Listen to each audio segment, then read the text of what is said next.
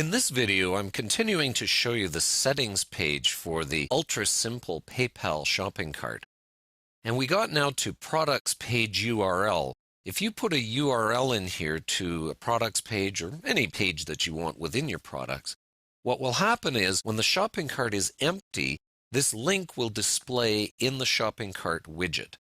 Not when you've got a post or a page showing your cart, but only in the cart widget. Now, display products URL in the cart. Now, normally what the plugin does is each item in the cart will have a link back to its original page.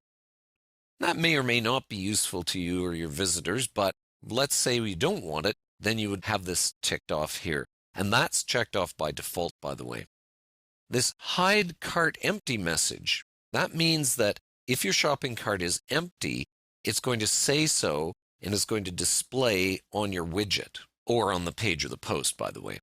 Now, this is actually checked off by default, and I've unchecked it here because I don't use that.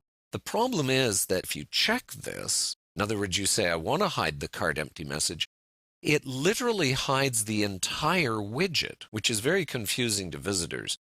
So you don't want that. You want people to know they've got a cart, but it's empty right now. Okay. So I'm not even sure why that's there, but I guess some people want to do it that way. Hide items count display message. Okay. This is checked off by default, the hide items count display message. And if it's checked off, then it's not going to show how many items are in the cart. It's not going to display that message. And I think it's a good idea to have it off by default because really, unless you've got a gigantic cart filled with dozens and dozens of items, it's pretty easy to see how many items you've got in there, 1, 2, 3, 4. You don't necessarily need it to tell you that. Hide shopping cart image. There's a little shopping cart that displays, and you may or may not want that, so it's nice and easy to tick this off here and not show it. Shopping cart title. Now, this can be a bit confusing, especially if you've used the other simple PayPal shopping cart. In this one, this controls just the widget title. It's never displayed if you've got the cart on a post or a page. It's just for the widget. And what it does is it replaces a default title, which is just called shopping cart. So if you don't put anything in here, it'll say shopping cart. We'll take a look at that more as we implement this. Cart is empty. That's the message that's going to show up if you have display cart empty message. Okay, in fact, that would be handier to have this up top here beside hide cart empty message, but anyway.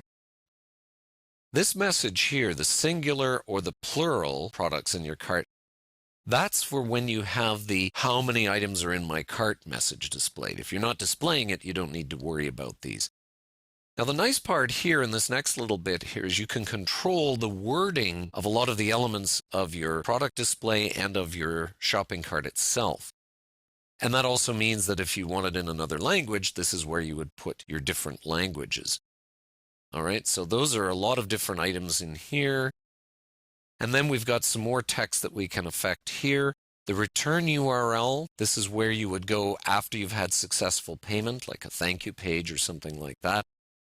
By default, it just puts in the home page of your website. Automatic redirection to checkout page. And this is where you would put in the actual page where you've got your shopping cart. They call it checkout, but of course it's actually the shopping cart. The idea here is that if you don't have a widget on the sidebar, okay, for your shopping cart, it's on a separate page or a post, it doesn't automatically go there to show you that the item you just added is in fact in your cart. And people like to have that verification. Did it actually go into my cart? If it's on the sidebar, they can see whether it is or not. This is very handy to check off here and say, take me over to the shopping cart and show me what I've got, if you're not using the widget. Reset cart after redirection to return page. Well, remember this return URL, once you come back from having paid at PayPal, this will actually reset your shopping cart so that it's empty again. And that's probably a good idea to turn on because it can confuse people and think, wait a minute, I just paid for this. Why is it still in my shopping cart? And then finally, there's a very kind of strange setting here at the end. it looks like, because of the use of the word validate here, validate WP shopping cart, that's the short code you would use. Normally, you add your products to your cart and then you just click your cart button and it goes to PayPal.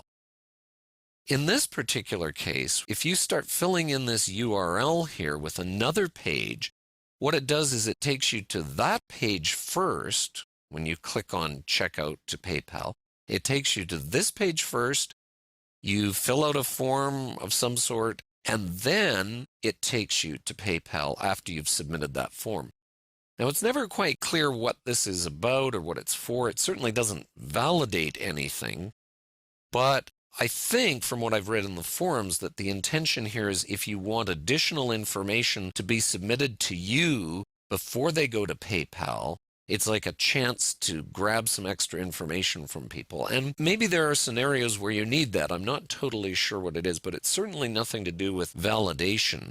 I'm not totally sure how to use it. We'll try to figure that out as we're going along. But that's the basics of your settings page here for the ultra simple shopping cart.